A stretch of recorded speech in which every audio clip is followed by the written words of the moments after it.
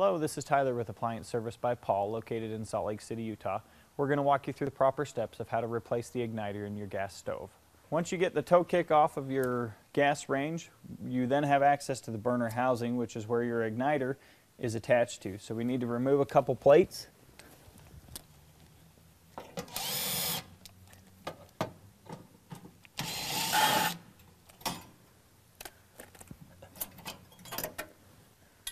You then need to remove the mounting bracket that holds the gas line to the burner housing.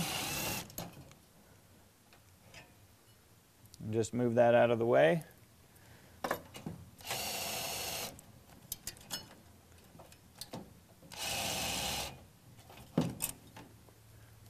And then we can remove the actual burner assembly itself, which is where the igniter is attached to.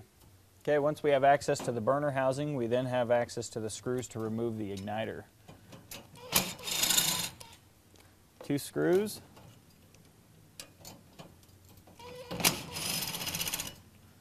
Once those screws are removed, you then have the actual oven igniter. Now on most oven igniters, they are hardwired in. There are no plugs to unplug and plug back in, so in order to replace it, you get your wire cutters and you're just going to cut the wire, strip the wire back and rewire nut the new igniter back in.